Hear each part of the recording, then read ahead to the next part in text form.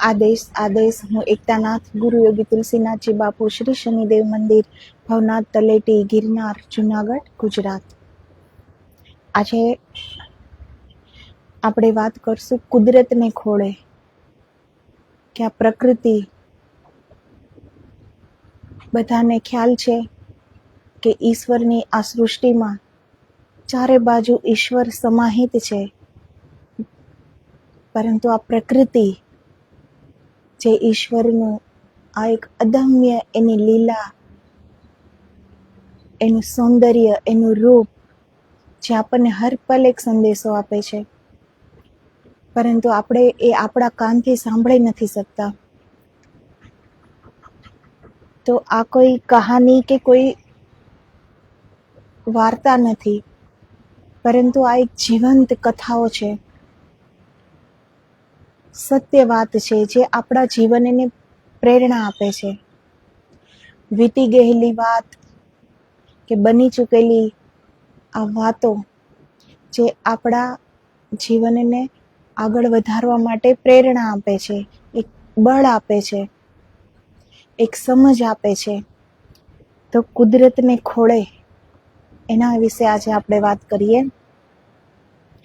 એક રાજા હતો, ઘોર નાસ્તિક, ધર્મ, ભગવાન, મંદિરો અને શાસ્ત્રો તરફ એને અનહદ નફરત હતી. સૌ પહેલા તો એણે શાસ્ત્રોની હોળી શરૂ કરી, બીજી બાજુ ધર્મ સ્થાનો બાળવા માંડ્યા. ધર્મ અને ઈશ્વરનું નામો નિશાન આ ધરતી ઉપર ન રહે એટલા માટે એણે પોતાનાથી થાય તે પ્રયત્નો શરૂ કર્યા. આસ્તિકોને રંજાડવામાં એણે બાકીને રાખ્યું ને તો પણ ભગવાનનું નામ લેવાનું છોડે નહીં એવા આસ્તિક પકડીને એણે જેલમાં પૂરવા માંડ્યા. પ્રજામાં દેકારો બોલી ગયો. આ ધમાચકડીમાં એક સંત પણ પકડાઈ ગયા. એમણે જેલમાં જઈને પણ શાસ્ત્ર પાઠ ચાલુ રાખ્યો તો રાજાએ જાતે આવીને શાસ્ત્ર ખૂંચવી લીધું. સંતે એને કહ્યું, ભાઈ, તું મારી નજર સામે આવે એટલા માટે જ આ શાસ્ત્રોને હું છુપાવીને લાવ્યો હતો ને તું જાતે જ અહીં આવે એટલા માટે જ મેં હઠ લીધી હતી કે શાસ્ત્રો નહીં છોડું. અકળાઈને રાજાએ પૂછ્યું, વાત શી છે? આ કરવાની પાછળ તમારો હેતુ શો છે એ હું જાણવા માંગુ છું. સંતે શાંતિથી કહ્યું, ભગવાન અને ધર્મનું નામો નિશાન કાઢી નાખવા માંગે છે. રાજાએ શાંતિથી જવાબ આપ્યો, એ શી રીતે બનશે? શાસ્ત્રો અને મંદિરો નહીં રહે પછી માણસોને ઈશ્વર પરથી શ્રદ્ધા અને ધર્મના ખોટા પાઠ કોણ ભણાવશે? રાજાએ હેતુ સ્પષ્ટ કર્યો, બરાબર, તું શાસ્ત્રો અને મંદિરોનો નાશ કરીશ તો પણ ધર્મની બાળપોથી અને ઈશ્વરના મહામંદિરો તો બાકી રહી જશે ને? એ પણ શોધીને સાફ કરી નાખીશ. તો આ એક રાજા અને સંતની વાત છે. આ કોઈ કહાની નથી, આ સત્ય બનેલી ઘટના છે કે કોઈ રાજા આસ્તિકોને જેલમાં પૂરવા લાગ્યો હતો અને મંદિરો અને ધર્મ સ્થાનોને તોડવા લાગ્યો હતો કે હું નામો નિશાન નહીં રહેવા દઉં. ત્યારે એને જેલમાં એક સંત મળે છે અને આ એ બંનેનો સંવાદ છે.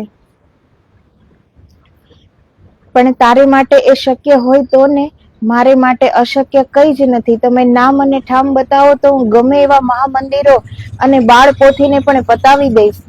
એમ તો ગણવા માંડ, આ હરિયાળા ઉપવન, આ નિરંતર વહેતા ઝરણા અને નદીઓ, આ સદા ઘૂઘવતા સાગર, રાત દિવસની ચોકી કરતા ચાંદો સૂરજ, ઈશ્વરની આંખ જેવા નવલખ તારલા ગણવા માંડ.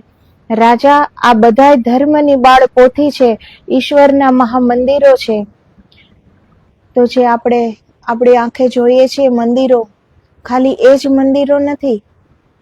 આ સૃષ્ટિમાં જે આ પ્રકૃતિ છે, પ્રકૃતિનું હર એક રૂપ એ મંદિર જ છે. તો સંત એને કહે છે કે તું શું ઉજાડીશ? તું ધર્મસ્થાન, મંદિરો અને શાસ્ત્રોને ઉજાડીશ, પરંતુ જો આ બધા એના જ ઈશ્વરના જ રૂપ છે. આ લીલી હરિયાળી, આ વનરાય, આ નદી, આ પહાડ, આ ચાંદો, આ સૂરજ, આ નવલખ તારલા, તું કોને ઉજાડીશ? શબ્દોમાં શાસ્ત્રો લખાવા માંડ્યા એ પહેલા અસંખ્ય યુગોથી માનવી આ બાળપોથીમાંથી ધર્મની પ્રેરણા લેતો રહ્યો છે. તો જ્યારે શાસ્ત્ર કોઈને વાંચતા ન આવડતા, અસંખ્ય યુગોથી માનવી આ પ્રકૃતિથી જ ઈશ્વરને માનતો થયો છે. પહેલાના જે માનવીઓ હતા એ તો પશુ પક્ષીની ભાષા પણ જાણતા હતા. તો પૂરી પ્રકૃતિ આપણને એક સંદેશો આપે છે, પણ આપણે એને જાણી નથી શકતા, કેમ કે પ્રકૃતિ સાથેનું આપણું જોડાણ તૂટતું જાય છે. પ્રકૃતિ સાથે જોડાવું એટલે ઈશ્વર સાથે જ જોડાવું, એમાં કોઈ ફરક નથી. પરંતુ આપણે ક્યારેય પ્રકૃતિને ધ્યાનથી આપણે જોઈ પણ નથી, નિહાળી પણ નથી. અત્યારે તો કંઈક સારા દ્રશ્યો હોય છે, કંઈક પ્રકૃતિ જોવા જેવી હોય છે, તો આપણે આપણી આંખથી જોવા કરતાં પણ મોબાઈલમાં એને ઉતારવા માટે વધારે આપણે એમાં ઈચ્છા રાખીએ છીએ, અને આપણે એ પ્રકૃતિને મોબાઈલમાંથી જોઈએ છીએ. આપણે આપણી નરી આંખે પણ એને મન ભરીને જોતા નથી એ પ્રકૃતિને. તો આપણે એની સાથે જોડાઈ કેવી રીતે શકીએ? નહીતર હર પ્રકૃતિ, હર વનરાઈ, આ નદી, પહાડ, એનો પોતાના પણ એક શબ્દ છે. એ બધા આપણને એક સંદેશો આપે છે, ઈશ્વરીય સંદેશો, પણ આપણે એ સાંભળી શકતા નથી. આ મહામંદિરોમાંથી એને ઈશ્વરનું જ્ઞાન મળતું રહ્યું છે. આ પ્રકૃતિની બાળપોથી અને મંદિરોનો નાશ કરવાનું તારી માટે શક્ય છે? બોલ. રાજા શું બોલે? એને ક્ષણવારમાં પોતાની મૂર્ખાઈનું ભાન થયું. પોતાની ક્ષુદ્ર મનોવૃત્તિ અને હીનતાને વશ થઈને પોતે કેવા કાળા કામો આદરી બેઠો હતો, એનો ખ્યાલ આવતા જ એને પસ્તાવાનો પાર ન રહ્યો. મંદિરોને, શાસ્ત્રોનો નાશ કરવાની મૂર્ખાઈ ભરી પ્રવૃત્તિ એને બંધ કરી દીધી.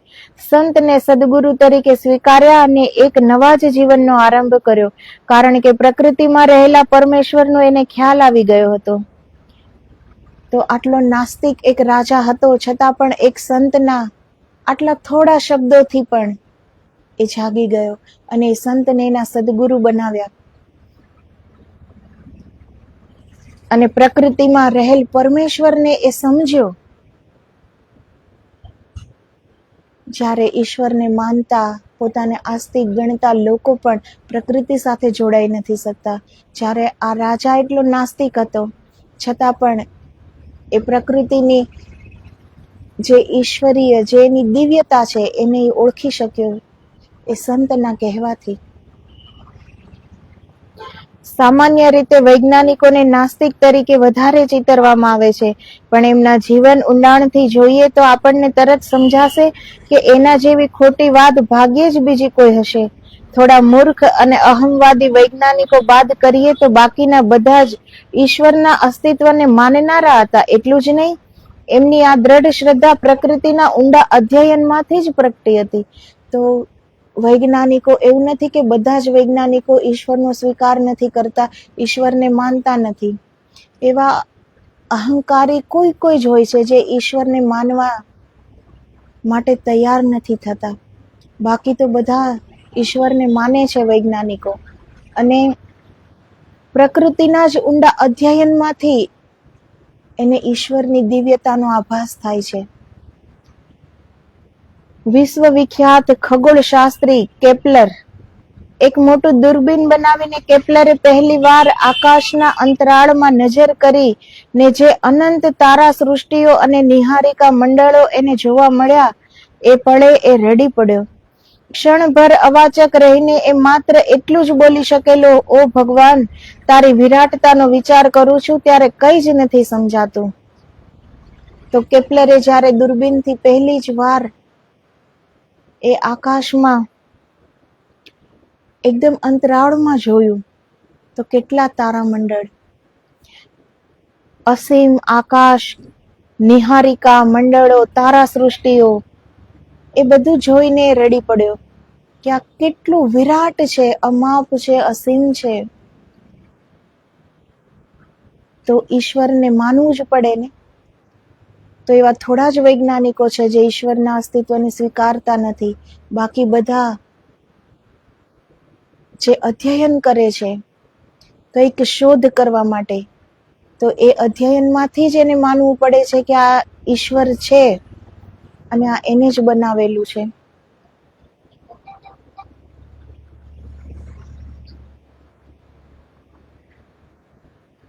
શું સમજી શકાય જ્યાં બુદ્ધિ ચાલે જ નહીં? તારી વિરાટતાનો વિચાર કરું છું ત્યારે કંઈ જ નથી સમજાતું. તત્વનું ટૂંપણું એક દોરાવા પણ આગળ વધી શકે નહીં. તર્ક માટે જ્યાં કશો અવકાશ જ ન હોય એવી બાબતમાં સમજવાનું હોય શું? કવિ કાગે સરસ ગાયું છે. માછલીએ મગરીને જઈને પૂછ્યું કે બેન, દરિયાના પાણી કેટલા રે? ભેળા વસનારા સૌ ભરમાયા, પણ મોટાના તળિયા ના મળ્યા રે. જે વિરાટ અમાપ છે એના માપ કોણ કાઢી શકે? એની સામે તો મૂંગા બનીને નતમસ્તક ઉભા રહીને એ જ એકમાત્ર રસ્તો. જાણીતો પ્રકૃતિવિદ વિલિયમ બિલ ઘણીવાર રૂઝવેલ્ટને ત્યાં જતો. બંને જણા મોડી રાત સુધી કુદરતની કળા વિશે વાતો કરતા રહેતા. છેલ્લે સુવા જતા પહેલા એક ખુલ્લા મેદાનમાં જઈને તારા મઢ્યા આકાશ સામે થોડી વાર તાકી રહેતા. પછી દૂરના એક ખૂણે એક આછું તારક ગુચ્છ નોંધી બિલ અથવા રૂઝવેલ્ટ બોલવા લાગતા, એ છે એન્ડ્રોમેડાની નિહારિકા. આપણને જોવા મળતી આકાશગંગા જેટલી એ મોટી છે, એવી તો અબજ આકાશગંગાઓ આ આકાશમાં છે. એવી એકમાં અબજ અબજ સૂર્યમંડળો છે. એક એક સૂર્ય આપણા સૂર્ય કરતા કેટલોય મોટો. જ્યારે વૈજ્ઞાનિકો ભેગા થતા ત્યારે આ વાત કરતા, કેમ કે એણે એમાં અધ્યયન કર્યું છે, એમાં ઊંડા ઉતરેલા છે. તો એણે જોયું કે એક આકાશમાં અબજો નિહારિકાઓ મંડળ છે, અબજો તારા મંડળો છે અને અબજો સૂર્યમંડળો પણ છે. અને આપણે જે સૂર્યને જોઈએ છીએ એ તો આપણે એક જ સૂર્યને જોઈ શકીએ છીએ, પણ એવા આ આકાશમાં અબજો સૂર્ય છે. અને જે સૂર્ય આપણે જોઈએ છીએ એનાથી પણ મોટા, એનાથી પણ વિશાળ અને એનાથી પણ વિરાટ.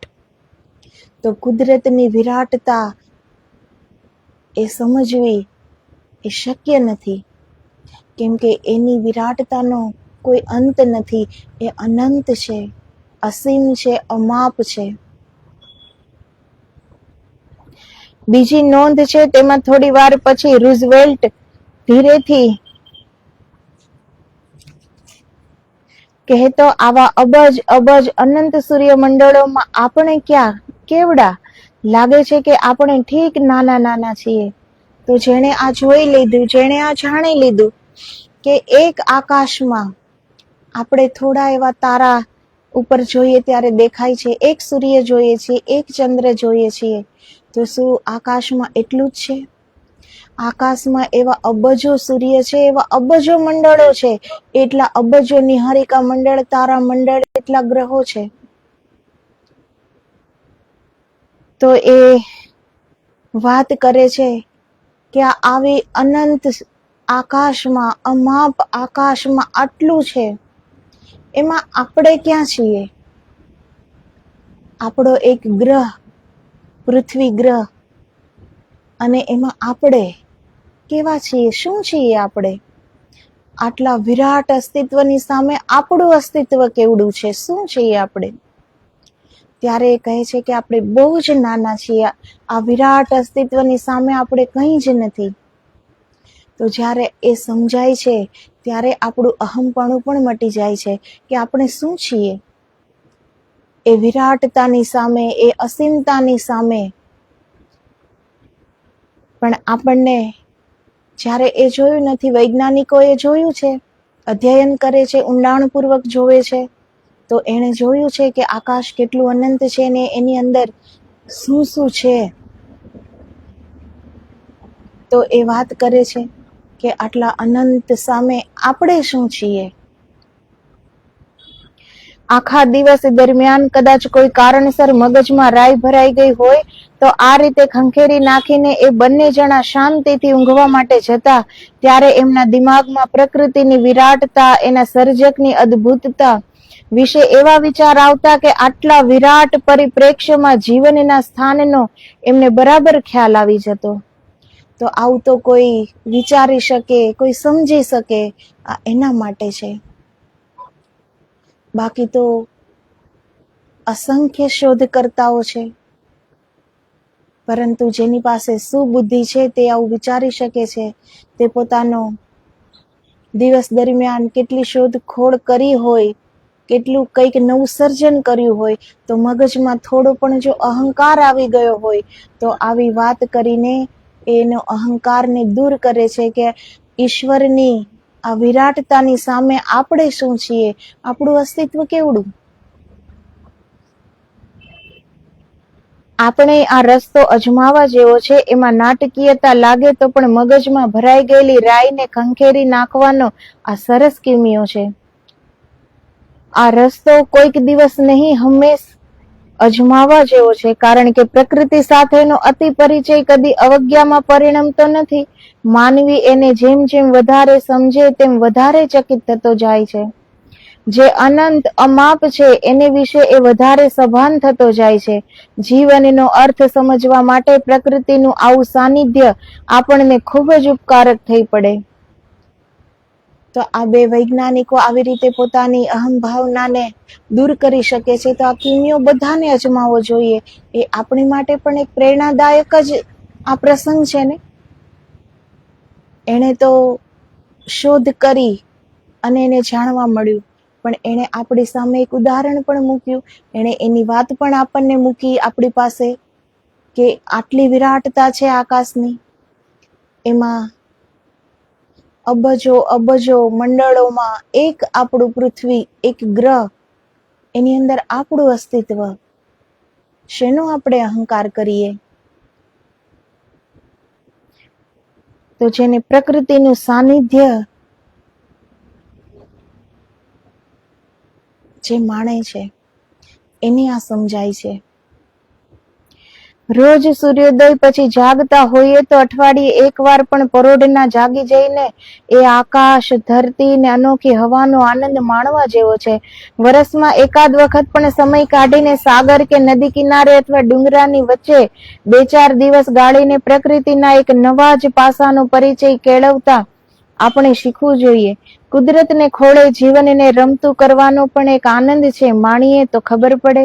આ માટે કોઈ ભવ્ય પ્રોગ્રામ કરવાની જરૂર નથી. ગંજાવર રજાઓ કે પર્યટનો દ્વારા નહીં, કર્તવ્યની કેડીને કાંઠે ઉગેલા નાના ફૂલના દર્શન દ્વારા જ સુખી જીવનના મંદિર સર્જાય છે. તો પ્રકૃતિ જોવી છે તો કઈ વિદેશમાં જવું એવી જ તો વાત નથી કે એને જ પ્રકૃતિ દર્શન કહેવાય છે. એક નાનું પુષ્પ ઉગ્યું હોય છે છોડ ઉપર, એને જોવાથી પણ આપણે પ્રકૃતિ, એ પણ એક પ્રકૃતિનો જ ભાગ છે ને. એ પણ એક પ્રકૃતિ છે કે આપણે એક પુષ્પને જોઈએ છીએ. સવારમાં એ કળી અને કળીમાંથી બનતું પુષ્પ, ભલે સવારથી જ રાત સુધીનું જ એનું આયુષ્ય છે, છતાં પણ એ કેવું મહેકે છે, કેટલી સુગંધ બિખેરે છે. ખુદ માટે નહીં પણ બીજા માટે. તો ફૂલમાંથી પણ આપણને કેટલું શીખવા મળે છે. અગર આપણે ફૂલને ક્યારેય એવી દ્રષ્ટિથી જોયું હોય, ક્યારે એને ધ્યાનથી નિહાળ્યું હોય, ક્યારે એની ભાષા સમજવાની કોશિશ કરી હોય, તો એવું નથી કે ગંજાવર ખર્ચાઓ કરીને પ્રકૃતિને જોવા માટે કઈ બહાર જ જવું પડે. પણ આંગણે ઉગેલા વૃક્ષ, આંગણે ઉગેલા છોડ, એના પુષ્પને જોઈએ તો પણ બહુ છે. તો પણ ઘણું બધું સમજાઈ જાય છે. જીવનની નાનકડી આનંદ ઘડીઓ, ચૈતન્ય જગતના નાના નાના અંત સુરો ને દૈનિક જીવન જીવતા જીવતા પ્રાપ્ત થયેલી તેજ ભરી નાની ઘડીઓ, આ બધાની એક સળંગ હારમાળા, એનું નામ જ છે જીવન. આપણે જે દૈનિક જીવનમાં જે નાનું નાનું, જે સવારથી રાત સુધીનું જે કાર્ય કરીએ છીએ, એ જ નાના નાના પ્રસંગોથી વણાતું આ આપણું આ જીવન છે. જીવન એવી સુંદર વ્યાખ્યા એડવર્ડ વિલ્સને આપી છે. એ કેટલી ઉચિત છે. એક મહાન વૈજ્ઞાનિક તો માનતો કે પ્રકૃતિ એક ગંજાવર રેડિયો સ્ટેશન છે.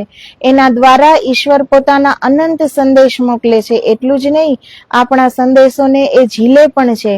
નહીં તો આપણા અંતરમાં આનંદ હોય ત્યારે ખરા બપોર આપણને ચાંદની જેવા લાગે છે, ને દિલમાં વેદના હોય ત્યારે શીતળ ચાંદની પણ સળગાવી મૂકે છે. એવા અનુભવ આપણને થાતે જ નહીં. આપણે ઈચ્છીએ તો પ્રકૃતિ આપણે માટે મહાન પ્રેરણા સ્થાન બની શકે છે. તો એ વૈજ્ઞાનિકે એ કહ્યું છે કે પ્રકૃતિ એક ગંજાવર રેડિયો સ્ટેશન છે, જેના દ્વારા ઈશ્વર આપણને સંદેશો મોકલે છે. જ્યારે આપણું દિલ ખુશ હોય છે, આપણે ખુશ હોઈએ છીએ, ત્યારે ખરા બપોરે પણ આપણને એક શીતળતા જેવું લાગે છે. અને ક્યારેક આપણું હૃદયમાં ઉથલ પાથલ હોય, દુઃખ હોય, કોઈ વેદના હોય, કોઈ પીડા હોય, તો શીતળ ચાંદની પણ આપણને બાળે છે.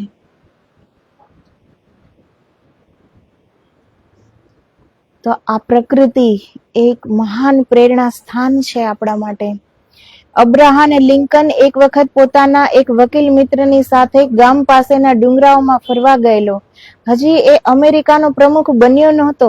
બંને મિત્રો આડીઅવળી વાતો કરતા કરતા અચાનક જ ત્યાં વાદળ ચડી આવ્યા. ઘટાટોપ જામી ગયો. વીજળી કડાકા લેવા માંડી. ગડગડાટે આભ ધરતી ધ્રુજી ઉઠ્યા. બે ઘડી એમ જ લાગ્યું કે આ ડુંગરા તૂટી પડશે. લિંકનનો મિત્ર તો ગભરાઈને આંખે હાથ દાબીને નીચે બેસી ગયો. થોડી વારે તોફાન શાંત થતા એણે ઊભા થઈને જોયું. લિંકન એટલી શાંતિથી ટટાર ઊભો હતો. મિત્રે પૂછ્યું, તને ડર ના લાગ્યો? ડર શાનો? આટલું બધું તોફાન થઈ ગયું ને તું અડગ જ ઊભો રહ્યો? મિત્રે આશ્ચર્ય સાથે કહ્યું ને ઉમેર્યું, હું તો સાચે જ ડરી ગયેલો. તું ડરી ગયો એટલે જ ડગી ગયો. ચલાયમાન એવા વાદળા અને વીજળી ઉપર તારી નજર હતી, પણ મારી નજર તો આ બધાની પેલે પાર સ્થિર રહેલા ધ્રુવના તારા ઉપર કેન્દ્રિત થયેલી હતી. એટલે પ્રકૃતિની આ લીલા હું આનંદથી માણી શક્યો. તો એક ડરી ગયો એટલે ડગી ગયો. એણે આંખ ઉપર પોતાના હાથ રાખી દીધા. તો એણે એ પ્રકૃતિનું એ કંઈ જોઈ ન શક્યો, એને એ આનંદ માણી ન શક્યો.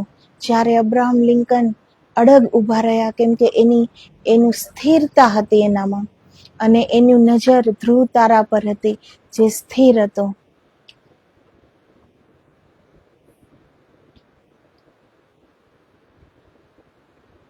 તો આપણે જે ડરી જઈએ છીએ ત્યારે જ આપણે ડગી જઈએ છીએ જીવનમાં, અને આપણે જીવનનો આનંદ માણી શકતા નથી. પણ જીવનને તટસ્થતાથી, વિવેકની દ્રષ્ટિથી આપણે જોઈ શકીએ અને એની અંદર આપણે સ્થિરતાપૂર્વક જીવી શકીએ, તો આપણે પણ જીવનના આનંદને માણી શકીએ છીએ. પણ એ વાત બધાને નથી સમજાતી. બધાને પોતપોતાના વિચાર પર, બધાની જિંદગી પોતાના વિચાર પર જ ડિપેન્ડ કરે છે. અબ્રાહમ લિંકન એ તો અમેરિકાનો પ્રમુખ હતા, તો એની તો એવી જ સ્થિતિ હોય ને, અને એની સમજ પણ એવડી જ હોય. તો એ પ્રકૃતિ સાથે કેટલા વણાયેલા હતા, કેટલા જડાયેલા હતા, કે એ જ્યારે એવું લાગ્યું કે ડુંગર પણ તૂટી પડશે, એટલા તોફાનમાં પણ એ અડગ ઊભા રહ્યા અને એ પ્રકૃતિને માણી શક્યા. તું ડરી ગયો એટલે જ ડગી ગયો. ચલાયમાન એવા વાદળાને વીજળી ઉપર તારી નજર હતી, પણ મારી નજર તો આ બધાની પેલે પાર સ્થિર રહેલા ધ્રુવના તારા ઉપર કેન્દ્રિત થયેલી હતી. એટલે પ્રકૃતિની આ લીલા હું આનંદથી માણી શક્યો. ધ્રુવ અડગ અચળ છે, તોફાન ચલાયમાન છે, પછી ડરવાનું શાનું? લિંકને કહ્યું. તો લિંકને કેટલું શ્રેષ્ઠ ઉદાહરણ આપ્યું કે તારી નજર આ ચલાયમાન વાદળ ઉપર હતી એટલે તું ડગી ગયો, અને મારી નજર અચલ અને અડગ ધ્રુવ તારા ઉપર હતી એટલે હું અડગ રહી શક્યો. તો જીવનમાં પણ એમ જ છે, જે ચાલ્યું જવાનું છે એની પર આપણી નજર હોય છે, એટલે જ આ સમય પણ ચાલ્યો જાય છે અને આપણે કંઈ જ પ્રાપ્ત કરી શકતા નથી. પરંતુ આપણે અંદરથી જો સ્થિર થતા જઈએ, શાંત થતા જઈએ, તો બધું સમાધાન જીવનનું મળી જાય છે. શાંતિમાં જ તો બધા જવાબ મળે છે. અશાંતિમાં તો માણસ ઉલઝન સિવાય કંઈ જ પ્રાપ્ત કરી શકતો નથી, એ ઉલઝી જાય છે. પણ જે અંદરથી સ્થિર છે, અડીગ છે, શાંત છે, એના માટે આવેલી બધી જ પરિસ્થિતિનો સામનો કરવા માટેનું સમાધાન છે. તેની પાસે પ્રશ્ન નથી, તે પોતે જ એક જવાબ છે. પ્રકૃતિના ખેલ તો આપણી ચારે બાજુ સતત થયા જ કરે છે, પણ આપણી દ્રષ્ટિ જો યોગ્ય રીતે કેળવાયેલી હશે તો એના રુદ્ર રૂપમાંથી પણ આપણને તો જીવનનો નવલો અર્થ મળી જ જવાનો. તો હર પ્રકૃતિમાંથી હર પલ આપણને એક શીખવા મળે છે, જો આપણે શાંતિથી સ્થિરતાથી એને જોઈએ અને એને ઈશ્વરનું જ રૂપ સમજીને જો એને આપણે સમજવાની કોશિશ કરીએ તો હર પ્રકૃતિ ઈશ્વરીય સંદેશો આપે છે આપણને. પણ જે માણસ પ્રકૃતિના પ્રેમમાં હોય તે જ તેની સાથે તદ્રુપ થઈ શકે. પછી એવા માણસની સાથે પ્રકૃતિ અનોખી ભાષામાં વાત કરે છે. એ ભાષા આપણને ન સમજાય એવું નથી, પણ એ માટે તો આપણા અંતરના શ્રવણ દ્વાર ખોલવા જોઈએ. તો એ અંતરના જે આપણે અંદરના કાન ખુલે તો આપણે પ્રકૃતિનો અવાજ પણ સાંભળી શકીએ છીએ, એની ભાષા પણ આપણે સમજી શકીએ છીએ. જે ઈશ્વર આપણને એના દ્વારા જે સંદેશો મોકલે છે એ આપણે સાંભળી શકીએ છીએ. પણ આપણે ખાલી આપણા આ બહારના કાન એ જ ખોલીને આપણે સાંભળીએ છીએ. આ કોઈ કથા કે કોઈ વાર્તા તો છે નહીં, આ એક જીવંત, આ બની ચૂકેલું પ્રસંગો છે, આ જેમાંથી આપણને પ્રેરણા મળે છે. પરંતુ જે કાનથી આપણે ખાલી સાંભળીએ છીએ એટલે આપણે 2-5 મિનિટમાં એને ભૂલી જઈએ છીએ. જ્યારે સમજ એવી પરિસ્થિતિ જ્યારે ઊભી થઈ હોય ત્યારે જ સમજની પરીક્ષા થાય છે, ત્યારે જ આપણે ડગી જઈએ. તો પછી જે આપણે સારું સાંભળીએ છીએ, સારું વાંચન કરીએ છીએ, જે પણ આપણે માનીએ છીએ કે અમે બધું સમજીએ છીએ, તો ખરા સમયે સમજ કામમાં ન આવે એ સમજ પણ શું કામની? તો આવા પ્રસંગો જે બની ચૂકેલા છે, જે આપણને આ જીવનને પ્રેરણા આપે છે, જે આપણને અડીગ અને સ્થિર જીવન જીવવાની એક પ્રેરણા આપે છે, પણ એને સાંભળવા માટે ખાલી આ બહારના કાન એ પૂરતા નથી. જે અંદરના કાનથી સાંભળી શકતા હોય એને માટે નાનાથી નાનો પ્રસંગ પણ એક પ્રેરણા દેતો નાનો પ્રસંગ પણ એના જીવનને કેટલું આગળ વધારી શકે છે. બાપુ કહેતા કે મારામાં આ પ્રકૃતિએ જ સહન શક્તિના બીજ રોપ્યા છે. ભદ્ર રાજકારણમાં બાપુને વટાવી ખાનારાઓએ એમના આસપાસનો વિચાર જ કર્યો નથી, અન્યથા ખ્યાલ આવે કે બાપુનું આખું જીવન પ્રકૃતિ સાથે સુસંગત થવાની મથામણમાં વીત્યું હતું. પ્રકૃતિ જ એમની મોટામાં મોટી પાઠશાળા હતી. જીવનના મહત્વના પાઠ એ કુદરતને ખોળે શીખેલા આપણે એમાં એમ કામ ન કરી શકીએ? તો જે કુદરતને સંદેશો સમજી શકે છે, સાંભળી શકે છે, તો જીવનની એ જ સૌથી મોટી પાઠશાળા એ જ છે. જે પહેલાના સમયમાં જ્યારે આટલો વિકાસ ન હતો ત્યારના લોકો પ્રકૃતિ સાથે કેટલા જોડાયેલા હતા કે ઉપર આકાશમાં જોઈને કહી દેતા કે વરસાદ ક્યારે આવશે, ઠંડી કેટલી પડશે, ગરમી કેટલી પડશે. એ ગામનો અભણમાં અભણ માણસ પણ બતાવી શકતો, કેમ કે ત્યારના લોકો પ્રકૃતિ સાથે જોડાયેલા હતા. ત્યારે ઘડિયાળ પણ ન હતી, છતાં પણ એ સૂરજના કિરણથી બરાબર જ સમય બતાવી દેતા કે સૂરજના કિરણ, તડકો અહીંયા સુધી આવે તો આટલા જ વાગ્યા હોય, અને એ બિલકુલ સચોટ હતું. તો એનું કારણ શું હતું? એનું કારણ એ જ હતું કે પ્રકૃતિ સાથે જોડાયેલા હતા, એ પ્રકૃતિની ભાષા સમજતા હતા, એ પ્રકૃતિને સમજતા હતા. અને અત્યારે આપણે ક્યારેય ધ્યાન દઈને પ્રકૃતિને જોવાનો પણ કોઈને માટે સમય નથી, કોઈની પાસે સમય નથી. સારી કઈ પ્રકૃતિ જોવે તો પણ મોબાઈલમાં તરત મોબાઈલ આગળ કરી દઈએ છીએ કે એના વિડીયો ઉતરી જાય, એનો ફોટો પડી જાય, પણ આપણે આપણી આંખથી એને ધ્યાનથી જોતા નથી. તો પછી આપણે કઈ રીતે જોડાઈ શકીએ એ પ્રકૃતિ સાથે? એટલે જ આપણે પ્રકૃતિથી દૂર થતા જઈએ છીએ, અને જેટલા આપણે પ્રકૃતિથી દૂર થતા જઈએ એટલા જ આપણે ઈશ્વરથી દૂર થતા જઈએ છીએ.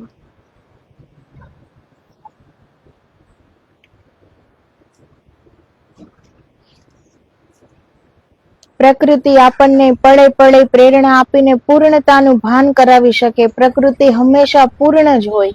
ગુરુદેવ ટાગોરે એકવાર એક પ્રવચનમાં કહેલું. પ્રવચન પછીની પ્રશ્નોત્તરીમાં ગુરુદેવને આ વિશે વધારે પ્રકાશ પાથરવાની વિનંતી થતા એમણે કહ્યું, સાદી વાત છે, માનવી અપૂર્ણ છે. એ પૂર્ણ થાય ત્યારે થાય જ્યારે પ્રકૃતિ તો તમામ કક્ષાએ પૂર્ણ જ હોય. કોઈ ઉદાહરણ? માનવીની રચનાને પ્રકૃતિની રચનાની તુલના કરતા આવડે છે? આપ જ કરી આપો ને. અર્ધું બંધાયેલું મકાન અર્ધું જ ગણાય, પણ 4 પાંદડે થયેલા નાનકડા છોડને તમે અધૂરો કહી શકશો? એક નાનો અંકુર પણ અધૂરો નથી, એ સ્વયં સંપૂર્ણ જ હોવાનો.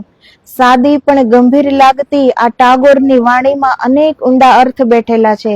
એ અર્થોને આ 4 શબ્દો દ્વારા શોધવાના પ્રયત્ન કરીએ એના કરતા ગુરુદેવે આ ભાવ જ્યાંથી કેળવ્યો એ પ્રકૃતિના ખોળે જ જઈને બેસીએ તો આ વાત વધારે સારી રીતે સમજાય. તો ટાગોરજીએ કેટલું સરસ ઉદાહરણ આપ્યું કે પ્રકૃતિ એ સંપૂર્ણ છે, માનવી એ સંપૂર્ણ નથી. પરંતુ પ્રકૃતિ તો સંપૂર્ણ જ છે ને. નાનો એવો છોડ 2-5 પાંદડા ઉગ્યા હોય એના ઉપર, તો પણ આપણે એને અધૂરો તો નહીં કહીએ, એ પૂર્ણ છોડ જ છે. પરંતુ આપણે માનવી અધૂરા છે, પ્રકૃતિ અધૂરી નથી. પણ એ વાતને સાંભળવા કરતા પણ એ પ્રકૃતિના ખોળે બેસીએ, એ પ્રકૃતિને આપણે ધ્યાનથી જોઈએ અને સમજવાની કોશિશ કરીએ ત્યારે આ વાત આપણને વધારે સમજાય.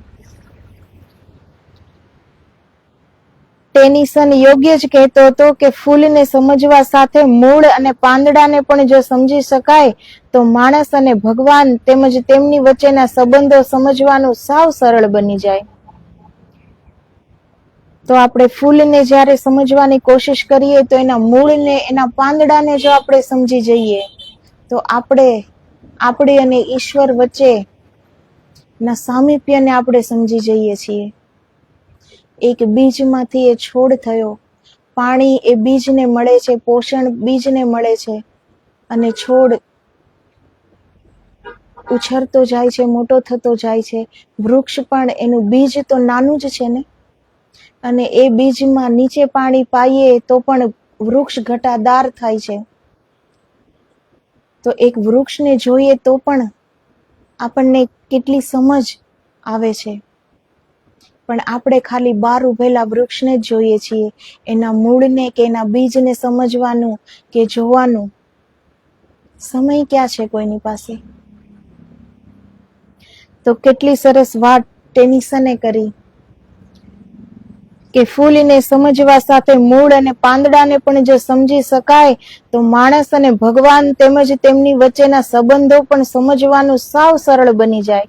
જીવનના આવા મૂળગત અર્થો આપણને પ્રકૃતિ પાસેથી એટલા માટે મળી જાય કે છેવટે તો પ્રકૃતિ એ ઈશ્વરનું દ્રશ્ય અને જીવંત મહાવસ્ત્ર છે. એ બાહ્ય વસ્ત્રનો પરિચય થશે તો મૂળ સત્વ અને તત્વ દ્રષ્ટિથી ઓજલ ક્યાં લગી રહી શકાશે? તો પ્રકૃતિ જ ઈશ્વરનું દ્રશ્ય છે અને ઈશ્વરનું એ જીવંત મહાવસ્ત્ર છે. એને આપણે સમજી જઈએ, એને આપણે જાણી લઈએ તો પછી ઈશ્વરને જાણવું સરળ બની જાય છે. ભારતીય દર્શન શાસ્ત્રમાં ન્યાય શાસ્ત્રનું એક વિશેષ મહત્વ છે. તર્ક વિશે આપણે ત્યાં જેટલો વિચાર થયો છે એટલો બીજે ભાગ્યે થયો હશે. કાર્ય કારણ સંબંધ વિશે આપણે ત્યાં ઘણી બધી ચર્ચાઓ થઈ હતી. એ તર્ક પદ્ધતિનો ઉપયોગ કરીને કાઉપરે કહેલું કે પ્રકૃતિ તો એ પરિણામનું નામ છે, એનું મૂળ કારણ છે ઈશ્વર. આપણે એ મૂળ કારણને શોધવું હોય તો પરિણામી પ્રકૃતિનો પરિચય બરાબર સાધી લઈએ.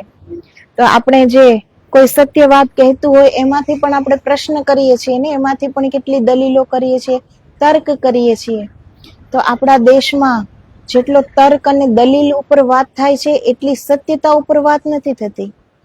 પણ જો એટલી જ વાત એક સત્ય ઉપર થાય, કાઉપરે એટલે કહ્યું કે પ્રકૃતિ તો એ પરિણામનું નામ છે, એનું મૂળ કારણ છે ઈશ્વર.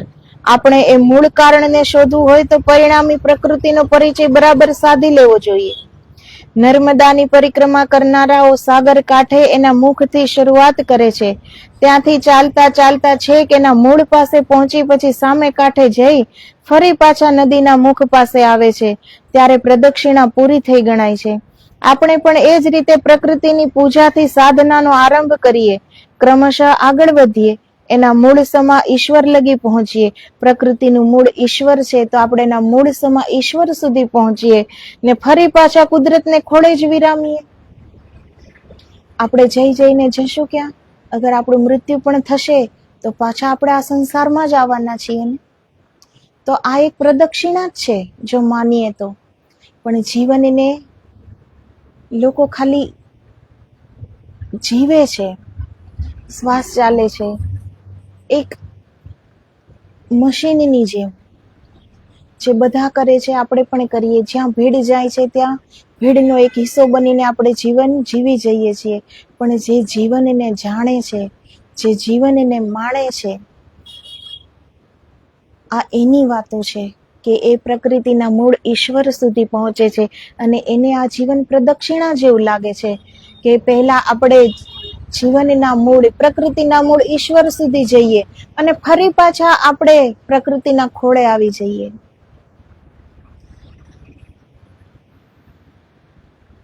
આપણે જ્યારે ધ્યાનમાં ઉતરીને આપણે જો એ દર્શન કરી શકીએ બ્રહ્મના, આપણી આત્માના, તો એ એનું મૂળ છે, ઈશ્વરનું મૂળ. અને એ સમજ કે આત્મા આપણી જે અંદર રહેલી છે એ જ પરમાત્મા છે, એ જ ઈશ્વર છે, એ જાણી લીધા પછી પણ જીવન તો રહેવાનું જ છે ને. જેણે બ્રહ્મને જાણી લીધું એના માટે આ પૂરી સૃષ્ટિ બ્રહ્મમય છે. છતાં પણ એને જીવવાનું તો છે જ ને. એ કદાચ એનો દેહ છૂટી જાય તો એ પાછા આવે છે. એ કરુણા અવતારો પાછા ધારણ કરે છે કે જે અમે જાણ્યું એ બીજા પણ જાણે. એક માર્ગદર્શક બનીને આવે છે કે કોઈ જીવને જાગવું હોય, જાગીને જોવું હોય, પોતાની ભીતર ઉતરવું હોય તો એ માર્ગદર્શક બને છે. કેમ કે એ ત્યાં જોઈને આવ્યા છે, એણે એ યાત્રા કરી છે, એણે અંદરની યાત્રા કરીને એ પાછા આવ્યા છે. તો આ જીવન એક પ્રદક્ષિણા જેવું જ છે. જેવી રીતે આપણે નર્મદાની પરિક્રમા કરીએ એવી રીતે જ આ એક પરિક્રમા છે, આ એક પ્રદક્ષિણા છે કે આપણે ઈશ્વરને એના સાક્ષાત્કાર કરી લઈએ, એ બ્રહ્મના દર્શન આપણે કરી લઈએ, પણ પછી પણ આપણે અહીં જ આવવાના છીએ. જોતા આવડે દ્રષ્ટિ ખીલે તો પેલી સંત લેખિકાની જેમ આપણને પણ આ ભવ્ય દિવ્ય દર્શન થાય કે આ સમગ્ર ધરતી સ્વર્ગથી છલકાઈ રહી છે ને એક નાનામાં નાના સામાન્યતમ ઝાંખરામાં પણ તેજોમય ઈશ્વરીય તેજ શિખા ઝળહળી રહી છે, જેની એ દ્રષ્ટિ ખુલી જાય છે. અને જેને માટે પૂરી સૃષ્ટિ એક બ્રહ્મમય, એક પ્રકાશથી ભરાઈ જાય છે, એક દિવ્ય પ્રકાશથી. એના માટે તો એક નાનામાં નાનો ઝાંખરો હોય એમાં પણ એને એક એ તેજવંતો લાગવાનો, એને એમાં પણ એ તેજ દેખાવાનું, એ જ દિવ્ય પ્રકાશ દેખાવાનો. કેમ કે એના માટે હવે ભેદ મટી ગયો કે આ કોઈ વસ્તુ છે, આ કોઈ જડ છે, ચેતન છે, કે આ કોઈ માનવ છે, કે આ પ્રકૃતિ છે, કે આ મંદિર છે, કે આ પથ્થર છે, કે આ પુષ્પ છે. એના માટે ભેદ મટી ગયો. એના માટે કંઈ જ નથી. એના માટે એ જ્યાં જોવે છે ત્યાં એ ઈશ્વરના રૂપને જોવે છે, એ દિવ્ય પ્રકાશને જોવે છે. જેની અંદરની આંખ ખુલે છે એનાથી જ એ તેજવંતો પ્રકાશ, એ દિવ્ય પ્રકાશ દેખાય છે. આપણી આંખથી તો આપણને લાઈટ કરીએ ત્યારે જ પ્રકાશ દેખાય છે, કે સૂરજ ઉગે ત્યારે જ આપણને એટલા જ પ્રકાશની ખબર છે. તો સામાન્યતમ ઝાંખરામાં પણ તેજોમય ઈશ્વરીય તેજ શિખા ઝળહળી રહી છે. અર્જુનને થયેલું વિશ્વરૂપ દર્શન તે આ જ હશે એમ માનવાનું મન થાય. એ મહાદર્શન કરાવતા પહેલા ભગવાને એને કહેલું ને કે દિવ્ય દદામી તે ચક્ષુ, ચાલ તને દિવ્ય ચક્ષુ આપું. એવા દિવ્ય ચક્ષુ ઉઘાડ્યા વગર પ્રકૃતિમાં રહેલા આ પરમેશ્વરની પ્રત્યક્ષ અનુભૂતિ આપણને શી રીતે થવાની? તો જેવી રીતે કુરુક્ષેત્રના મેદાનમાં અર્જુનજીને શ્રી કૃષ્ણ ભગવાને પોતાનું વિરાટ સ્વરૂપના દર્શન કરાવ્યા હતા, તો એ અર્જુનની આંખથી થોડા થયા દર્શન, ત્યારે પ્રભુએ એને દિવ્ય ચક્ષુ આપ્યા હતા, જેનાથી એણે એનું વિરાટ સ્વરૂપનું દર્શન કર્યું. અને એ દિવ્ય ચક્ષુથી પણ અર્જુનજીથી એ વિરાટ સ્વરૂપનું દર્શન સહન નથી થતું, અને એ કહે છે કે પાછા તમે હતા એ રૂપમાં આવી જાઓ. એ પ્રાર્થના કરે છે, એની આંખો મીચાઈ જાય છે. એ સ્વરૂપને, એ તેજને એ ઝીલી શકતા નથી. એ ખુદ ઈશ્વરે એને દિવ્ય દ્રષ્ટિ આપી છતાં પણ. તો પછી આપણે આપણી આ દ્રષ્ટિથી પ્રકૃતિને ઈશ્વર રૂપે કેવી રીતે જોઈ શકીએ? કેવી રીતે આપણે એની અનુભૂતિ કરી શકીએ? તો એ માટે આપણે આપણી અંદરની દ્રષ્ટિને ખોલવી જ પડે છે. અંદરની દ્રષ્ટિને જાગૃત કરવી પડે છે. જ્યારે આ બહારની આંખ બહાર ભટકતી બંધ થાય, ત્યારે અંદરની આંખ ખુલવાની શરૂ થાય.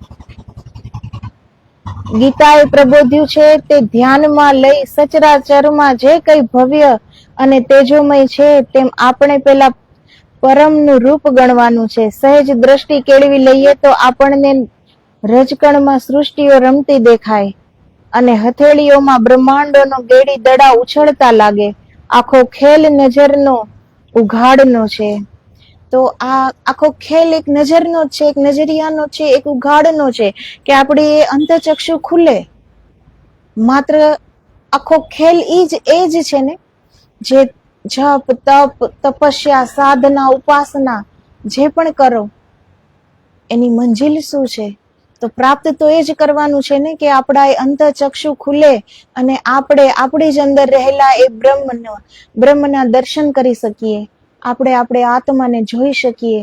આપણે જાણી શકીએ કે એ જ આત્મા પરમાત્મા છે અને મારામાં ને પરમાત્મામાં કોઈ ભેદ નથી, કોઈ ફરક નથી. તો આ આખા જીવનનો ખેલ એ જ છે કે આપણી અંદરની દ્રષ્ટિને ખોલવી. ત્યારે હથેળીઓમાં બ્રહ્માંડોનો ગેડી દડા ઉછળતા લાગે અને રજકણમાં, એક નાનું એવું રજકણમાં પણ અનંત સૃષ્ટિઓ રમતી દેખાય. ત્યારે પણ એ આંખ ખુલે ત્યારે. તું મુક્ત પ્રકાશ છે ને ગગન સ્થિત મુક્ત માળો પણ તું જ છે. એ દ્રષ્ટિ ઉઘાડ થાય તો ગુરુદેવ ટાગોરની જેમ આપણે પણ ગુંજી ઉઠીએ કે તું મુક્ત પ્રકાશ છે ને ગગન સ્થિત મુક્ત માળો પણ તું જ છે. હે સુંદર, તારો પ્રેમ જ એ માળામાં પ્રસુપ્ત આત્માને પોતાના રૂપ, ગંધ, રસ અને સ્પર્શથી આવૃત કરે છે. મૌન ઉષા પોતાના હાથમાં સુંદર પુષ્પમાળાથી સજાયેલી સોનેરી ડાળી લઈને પૃથ્વીનો અભિષેક કરવા આવે છે ને આ સંધ્યા નિર્જન નીરવ ખીણોમાં અજાણી કેડીઓ ઉપર ચાલીને અનંત શાંતિ ભર્યા પશ્ચિમી સાગરોમાંથી સુવર્ણ કુંભોમાં શાંતિનું અમૃત ભરી લાવી રહી છે. તો ગુરુદેવ ટાગોર, કેવી એની દ્રષ્ટિ હશે, કેવી એની સમજ હશે. કેટલું સરસ એને પંક્તિ આપી છે કે પોતાના રૂપ, ગંધ, રસ અને સ્પર્શથી આવૃત કરે છે પ્રસુપ્ત આત્માને. અને જે આપણું મૌન છે એ ઉષા પોતાના હાથમાં સુંદર પુષ્પમાળાથી સજાયેલી સોનેરી ડાળી લઈને પૃથ્વીનો અભિષેક કરવા આવે છે. જ્યારે પ્રભાત થાય છે, જ્યારે સવાર પડે છે, તો એની નજર કેવી હશે કે જ્યારે સવારનો સૂરજ ઉગ્યો અને પહેલું કિરણ પડ્યું ત્યારે એ સૃષ્ટિની આભા શું છે એ આખી એને વણી લીધી. કેમ કે એ એની દિવ્યતાને જોઈ શક્યા. આપણે ખાલી એ થોડા પ્રકાશને જોઈ શકીએ છીએ, અને જે અંદરની આંખથી જોવે છે એને સવારની એ એક કિરણમાં એની દિવ્યતાને જોઈ લીધી. સંધ્યા પણ કે નિર્જન નીરવ ખીણોમાં અણજાણી કેડીઓ ઉપર ચાલીને અનંત શાંતિ ભર્યા પશ્ચિમી સાગરોમાંથી સુવર્ણ કુંભોમાં શાંતિનું અમૃત ભરી લાવી રહી છે.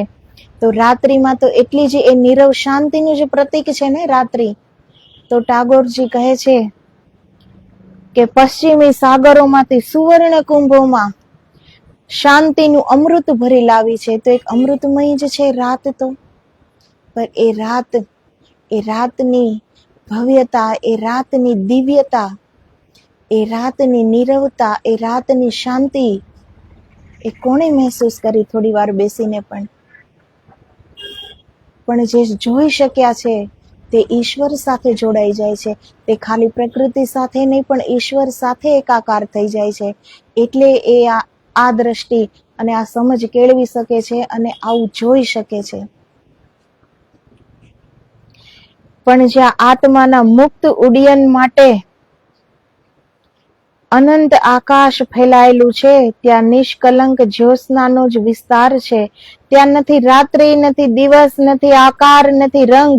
ત્યાં એટલી નીરવતા છે કે શબ્દ તો ત્યાં કોઈ કાળે પહોંચી શકતો જ નથી. તો આત્મા એટલી મુક્ત છે અને એની ઉડાન પણ એટલી મુક્ત છે કે ત્યાં કોઈ રાત્રિ, કોઈ દિવસ, ત્યાં કોઈ ફરક જ નથી.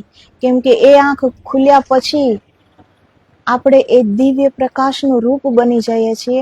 એ પ્રકાશમાં પછી રાત્રિ કેવી, અંધકાર કેવો. જ્યારે જ્ઞાનનો સૂરજ પ્રકાશિત થાય છે ત્યારે અજ્ઞાનનો અંધકાર મટી જ જાય છે ને.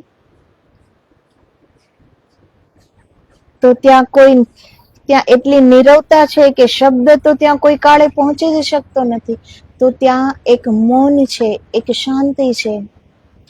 એ મૌનમાં ઈશ્વર એ મૌનમાં જ ઘટિત થાય છે, જ્યાં શબ્દ નથી. હજી સુધી આપણે ઈશ્વર સામે પ્રાર્થના કરી શકીએ છીએ, સ્તુતિ કરી શકીએ છીએ, ત્યાં સુધી આપણે ઈશ્વરની સાથે એકાકાર નહીં થઈ શકીએ. જો એના સાથે આપણે એકાકાર થઈ જઈએ તો ત્યાં શબ્દ નથી, ત્યાં મૌન છે. ત્યાં એવો ભાવ છે કે આપણે કંઈ બોલી જ નહીં શકીએ. ત્યાં શબ્દ મટી જાય છે, બધું જ છૂટી જાય છે. ત્યારે જ તો આપણે ઈશ્વરમય થઈ શકીએ છીએ. તો જ્યાં સુધી આપણી પાસે કોઈ શબ્દ છે, ભલે એ શબ્દ પ્રાર્થના માટે જ હોય, ભગવાનની સ્તુતિ વંદના માટે જ હોય, પણ શબ્દ તો હજી છે ને આપણે ને પરમાત્મા વચ્ચે. પણ આપણા અને પરમાત્મા વચ્ચે કંઈ જ નથી, એક મૌન સિવાય. તો ઈશ્વર મૌનમાં ઘટિત થાય છે. તો ત્યાં એ શું કહે છે કે જ્યાં આત્માના મુક્ત ઉડ્ડયન માટે અનંત આકાશ ફેલાયેલું છે, ત્યાં નિષ્કલંક જ્યોત્સનાનો જ વિસ્તાર છે. ત્યાં નથી રાત્રિ, નથી દિવસ, નથી આકાર, નથી રંગ. ત્યાં એટલી નીરવતા છે કે શબ્દ તો ત્યાં કોઈ કાળે પહોંચી શકતો નથી. તો આપણી આત્મા એટલી મુક્ત છે, અસીમ છે. જે અસીમતામાં જે ભળી જાય છે તો એનું ઉડાન પણ કેટલું અસીમ હશે અને આ આકાશ પણ કેટલું અસીમ છે. જે વૈજ્ઞાનિકોએ જોયું છે, જેના ઊંડાણથી અધ્યયન કર્યું છે, તો એણે આ આકાશને, અનંત આકાશને જોયું છે કે આ આકાશમાં જ અબજો અબજો નિહારિકા મંડળ અને અબજો તારા મંડળો છે. તો આ આકાશનો કોઈ અંત નથી. આકાશને કોણ માપી શક્યું છે? તો જ્યારે આપણે પણ આ શરીર અને મન ભાવથી જ્યારે શરીર, મન અને બુદ્ધિ ત્રણેયથી પાર થઈ જઈએ, તો આપણે જ્યારે આત્મભાવમાં જીવીએ, જો આત્મદર્શન આપણે પામીએ, તો એ આત્મા પણ એટલી જ અસીમ છે. તો એ આત્મા અને અનંત આકાશ એ એકાકાર થઈ જાય છે, કોઈ ફરક નથી રહેતો એમાં. તો ત્યાં પછી નથી રૂપ, નથી રંગ, નથી અંધકાર, નથી કોઈ આકાર, નથી કોઈ શબ્દ. ત્યાં કંઈ જ નથી. ત્યાં છે એક મૌન, એક શાંતિ.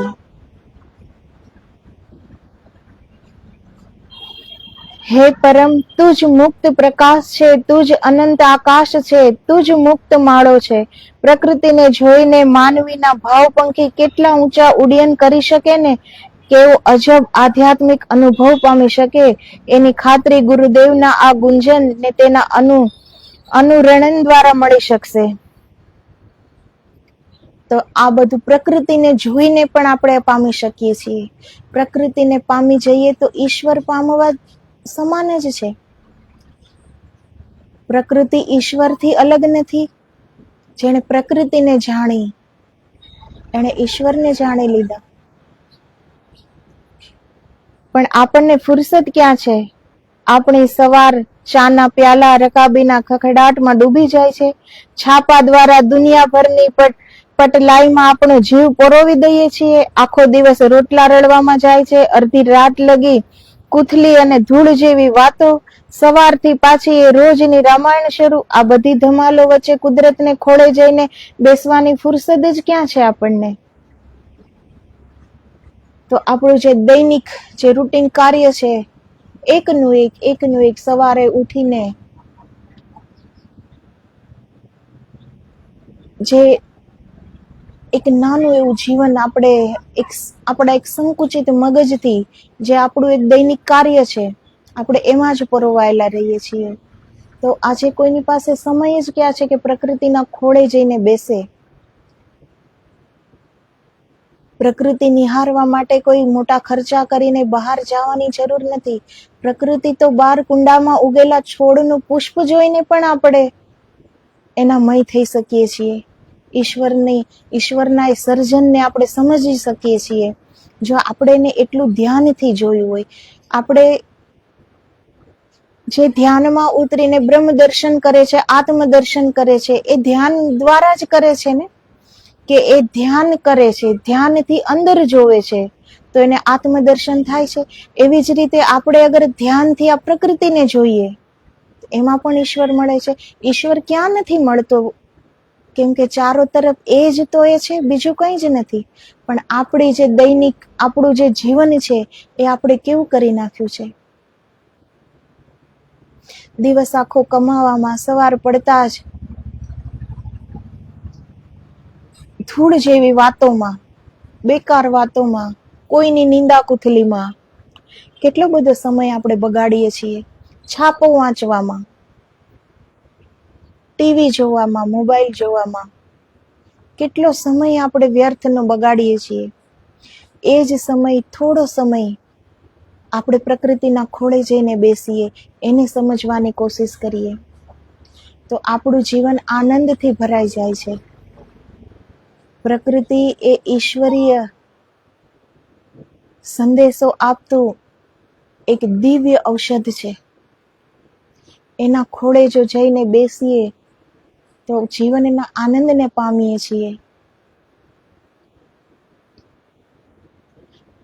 કુદરતની કળાઓ જાણવાનો સમય જ ક્યાં છે? પ્રકૃતિના પરિચય દ્વારા પરમેશ્વરના પ્રેમનો પરિચય કરવા જેટલી શક્તિ છે ક્યાં?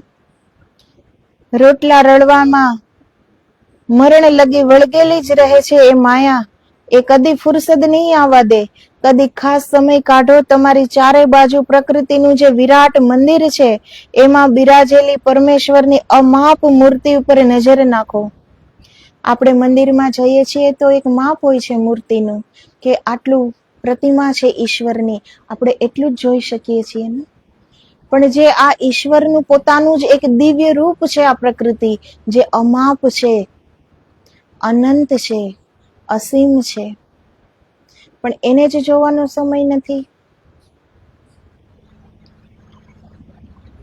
તો પ્રકૃતિનું જે આ વિરાટ મંદિર છે, એમાં જ તો ઈશ્વર વિરાજેલ છે. આ હરિયાળા ઉપવનો, આ કલકલ નાદે વહેતા ઝરણા, આ નભ ચૂમતા ડુંગરા અને ઘૂઘવતા સાગર, આભના આ નવલખ તારલા અને ઉષા સંધ્યાના રંગ વૈભવ, પરમેશ્વરે પ્રકૃતિ દ્વારા પારાવાર વહાલ વૈભવ ઠાલવ્યા છે. એક અજબ લિપિ લખી રાખી છે. આ રહસ્ય લિપિને ઉકેલવાનો પ્રયત્ન કરો. તમને જીવનનો નવો અર્થ મળશે, નવું જીવન મળી જશે. ખોટી ઝંઝટ છોડો, કુદરતને ખોળે જાઓ. 3 ભુવનનો નાથ નાના જલબિંદુમાં ઝીલમિલતો તમને જરૂર જોવા મળશે. નદી કિનારે જે જલબિંદુઓ નાના નાના બિંદુઓમાં પણ આપણને 3 ભુવનનો નાથ એમાં દેખાશે, જો એ દ્રષ્ટિ હોય, જો આપણે એને ધ્યાનથી જોઈએ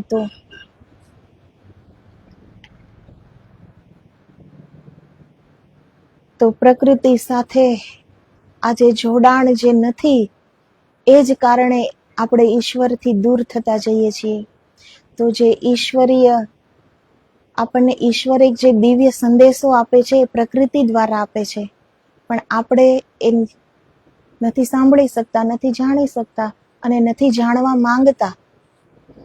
નહીતર પહેલાના લોકો પ્રકૃતિ સાથે જોડાયેલા જ હતા ને, પ્રકૃતિ દ્વારા જ તો એને બધો ખ્યાલ આવી જતો. ત્યારે ક્યાં ટીવી, રેડિયો, પેપર, મોબાઈલ કે આટલી શોધ હતી, છતાં પણ એ એનું જીવન જીવતા જ હતા ને. ખાલી સૂરજનું કિરણ, સૂરજનો પ્રકાશ ક્યાં પડે છે, કેટલો પડે છે, એના ઉપરથી સચોટ બતાવતા કે આટલા જ વાગ્યા છે, વિના ઘડિયાળે. ત્યારે ક્યાં ઘડિયાળ હતી? ઉપર જોઈને બતાવી દેતા કે આ જ દિવસે વરસાદ થશે. તો એ માણસ ત્યારે પ્રકૃતિથી જોડાયેલા હતા, એટલે જ ત્યારેના લોકોમાં એટલી જાગૃતતા હતી, ઈશ્વર પ્રત્યે એટલી શ્રદ્ધા હતી, વિશ્વાસ હતી. કેમ કે જે પ્રકૃતિનું અધ્યયન કરે છે એને વિશ્વાસ એનો વધવા જ લાગે છે કે ઈશ્વર છે. જેણે આકાશમાં એ શોધ કરી કે આકાશ આટલું અનંત છે, અસીમ છે, અમાપ છે, અને એક આકાશમાં અબજો સૂર્ય છે, અબજો તારામંડળ છે, અને આપણે જે એક સૂર્ય જોઈએ છીએ એ સૂર્યથી પણ વધારે વિરાટ અબજો સૂર્ય છે. અને આ એક નાની એવી પૃથ્વી, આકાશમાં એક આ પૃથ્વી નામનો એક ગ્રહ, જેના આપણે નાના એવા માનવી, તો પછી આપણે શેનો અહંકાર કરીએ? પણ આપણે જાણતા નથી એટલે અહંકારથી પીડાઈએ છીએ. બાકી આપણું આ વિરાટ અસ્તિત્વની સામે આપણું અસ્તિત્વ કેવડું? તો આપણે કાંઈ જ નથી. અને જો આ વિરાટતા આપણે પામી જઈએ તો આપણું અસ્તિત્વ મટીને આપણે ઈશ્વરના અસ્તિત્વમાં એકાકાર થઈને ઈશ્વર જ બની જઈએ છીએ. તો આ વિરાટતાની અંદર આપણે કંઈ જ નથી. એટલે જ આ બધાથી પર ઉઠીને એનામાં જ સમાહિત થઈ જઈએ અને એનું જ રૂપ બની જઈએ. એનું જ રૂપ છીએ, બસ ઓળખવાનું બાકી છે, એ જોવાનું બાકી છે. તો ચારે બાજુ એ દિવ્ય પ્રકાશ જ છે, ચારે બાજુ એ જ ઈશ્વર છે અને ચારે બાજુ એ જ બ્રહ્મ છે. તો આ બ્રહ્મમય સૃષ્ટિમાં આ પ્રકૃતિ એ પણ ઈશ્વર સાથેના જોડાણનો એક દિવ્ય માર્ગ છે. તો આપણે પણ એ પ્રકૃતિ સાથે જોડાવાની કોશિશ કરીએ. એને ખાલી આ બહારની આંખથી જ ખાલી જોઈને એને સમજવાની કોશિશ ન કરીએ, પણ એને ધ્યાનથી એક અંદરની આંખથી એને જોઈએ તો આપણને એ દિવ્ય સંદેશો પણ સંભળાશે જે ઈશ્વર પ્રકૃતિ દ્વારા આપણને આપવા માંગે છે. તો આદેશ, જય ગિરનારી, જય ગુરુદેવ.